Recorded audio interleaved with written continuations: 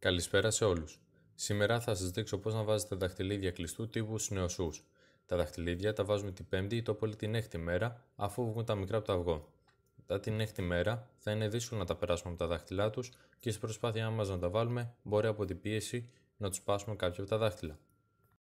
Η νεοσσή που βλέπετε εδώ είναι σκαρθροκάναρα. Για το είδος αυτό το νούμερο των δαχτυλιδιών κλειστού τύπου που χρησιμοποιώ είναι το 270.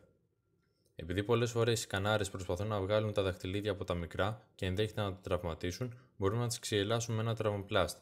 Αρχικά, παίρνουμε το δαχτυλίδι και το κολλάμε στην εσωτερική πλευρά και υπολογίζουμε το μήκος που θα χρειαστούμε ώστε να το καλύψουμε. Κόβουμε στο σημείο που θέλουμε και το τυλίγουμε σφιχτά γύρω από το δαχτυλίδι.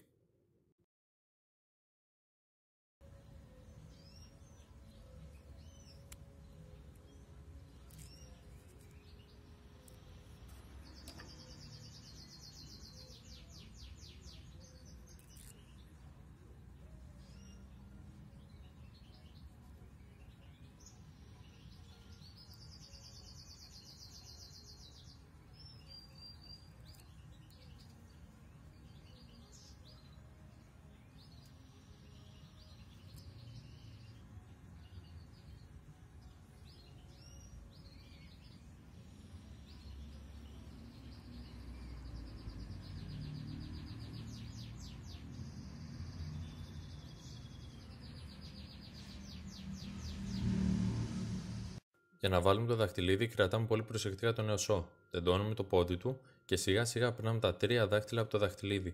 Βεβαιωθείτε ότι έχουν περάσει και τα 3 δάχτυλα από την άλλη πλευρά του δαχτυλιδιού, γιατί αν το πιέσετε, μπορεί να σπάσετε κάποιο από τα δάχτυλα.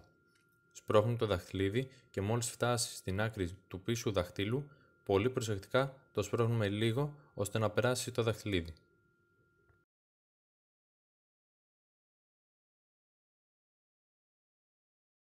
Πάμε να δούμε τη διαδικασία άλλη μια φορά.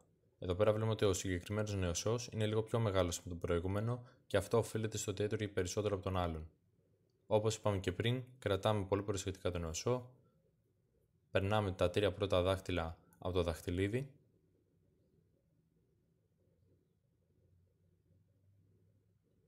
και μόλις βεβαιωθούμε ότι έχουν περάσει και τα 3 δάχτυλα, σπρώχνουμε πολύ προσεκτικά και σιγά σιγά το δαχτυλίδι προς τα πίσω για να περάσει και το τελευταίο δάχτυλο.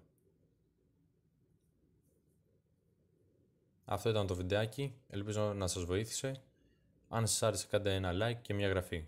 Ευχαριστώ πάρα πολύ.